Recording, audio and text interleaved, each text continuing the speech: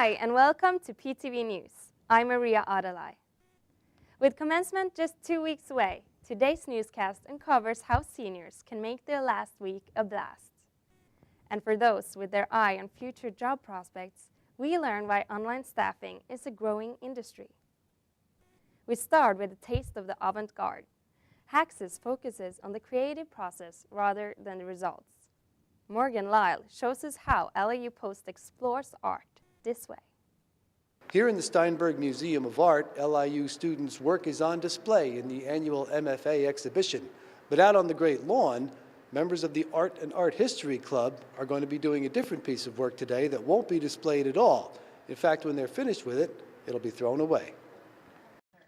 It's called a Haxis. Art club members and passers-by receive little cards with suggestions for how to contribute to the canvas on the ground. There's a lot of leeway. The Haxis is all about freedom of expression. Okay, so what's happening here, I think, is momentous occasion because the Art and Art History Club came up with this new idea for performance art.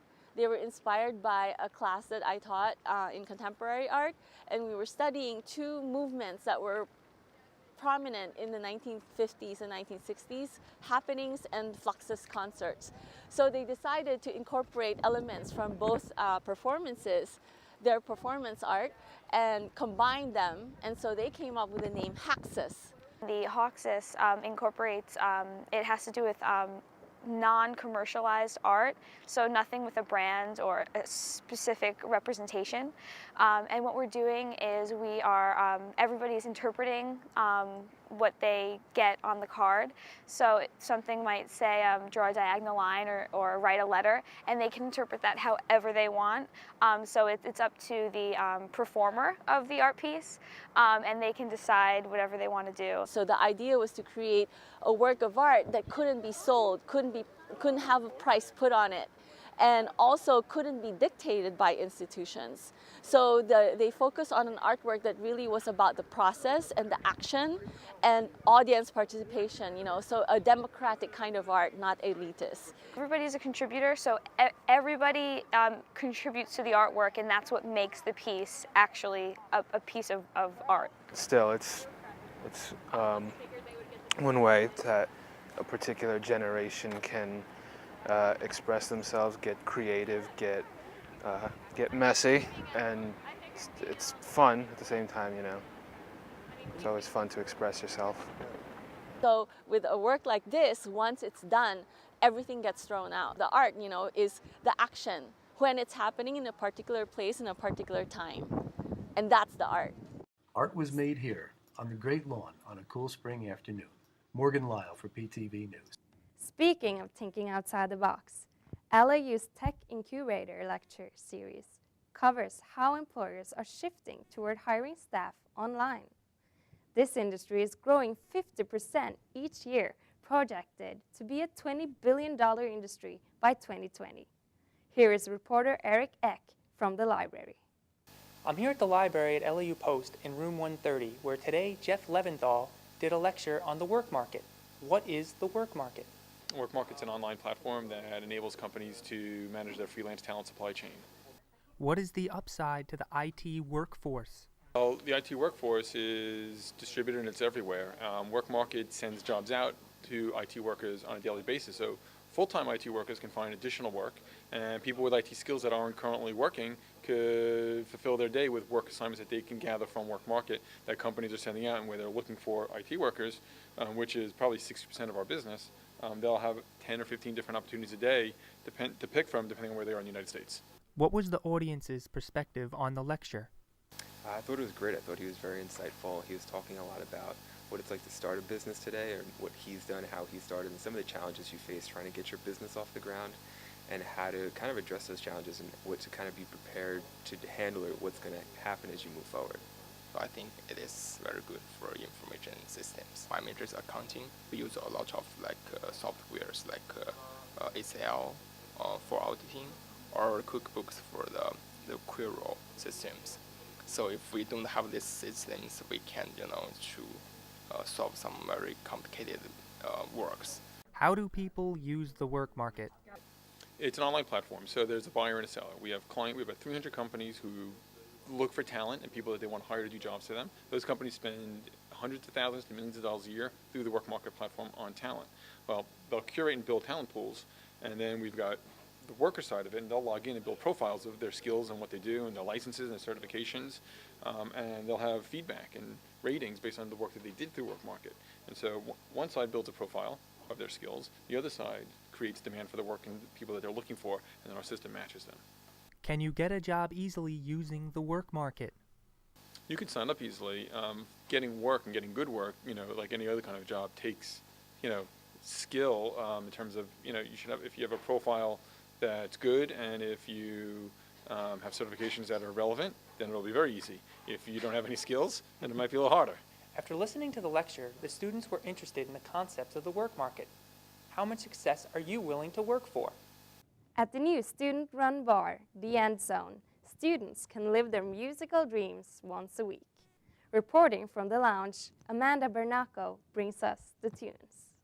As the semester is coming to a close, students are gathering today in the End Zone for the last Tunes at Noon of the semester. Let's go in and see what performances today will bring. The Tunes at Noon event was started by LAU Promise coach Daniel Carlos and sponsored by the Emerging Student Theater Club. Being that I have a lot of visual and performing arts students, one thing I thought of was really just trying to showcase their talents here on stage. So that's how Tunes at Noon got started. Musical theater major Tyler Settler is one of many students who performed at the event. I performed the song Lily's Eyes from the musical The Secret Garden. One of our first bonding moments was actually over the song because he had never met anyone who knew the song like he did and I did, so we've always talked about it and talked about doing it together just for the fun of it. The performers were interacting with each other. It was really cool. Students can expect more Tunes at Noon events in the fall. Come next fall, we'll be looking to start our series again where we'll be hoping to continue to do it on Wednesdays, but we'll have to determine whether or not we could do it another day during Common Hour or possibly during the evening, which we've been getting some feedback because they also want something during the evening to come out. Also, just listen to music or even dance to. Stay tuned for more Tunes at Noon this fall. For PTV News, I'm Amanda Bernaco. Holy Week. Italians celebrate the holiday 16 hours straight. In Guatemala, the faithful make beautiful flower carpets. Yaritza Ambro finds out how we mark the traditions here at LIU Post. 3 days ago is Palm Sunday, which marked the beginning of Holy Week. As the end of the Lenten season approaches, LIU Post is offering services to the students who would like to exercise their faith. Well, Holy Week is a week where us Catholic, and specifically us Christians, we believe that we need to recenter ourselves. The Religious Life community supports the traditions of Holy Week, but what exactly is the week that precedes Easter all about? Holy Week is where we really focus in on that reality, that even when we think things have gone terribly wrong in our lives and we're terribly broken, that's not the end of the story. We have a God who will start us over again. What we do is we go to Mass on Holy Thursday. We have a service, not a Mass, on Holy Friday, on Good Friday. And then we have an Easter Mass in which we fast and we continue to pray. Easter is all about prayer and renewal, so that's what we basically do. Jesus Christ's resurrection is a celebration, but how do students celebrate the Easter holiday? I go to church. I have parties for the young children at the church. I color eggs. I do Easter egg hunts. Well, I'm Italian, so my family's biggest thing is eating. So we eat a lot of food on Easter, and we go to Mass together, and we just celebrate together. It's about being together. During Holy Week, there are services offered on campus for the Catholic and Christian community. On Palm Sunday, we had the Palm Sunday Mass, giving out the palms, and we had a procession from down in the quad and marched up, and then the reading of the Passion. And so it was the traditional Palm Sunday Mass. Then on Monday, across the country, in churches all around the country, priests were available to hear confession. Good Friday here at 12:30, we'll have the Good Friday traditional service with the veneration of the cross. We have every Sunday 7:30 Mass on campus, and that includes Easter Sunday. So what usually happens is at 7:30 p.m., everybody comes down and we celebrate our Easter Mass, and usually we have an Easter egg hunt afterwards.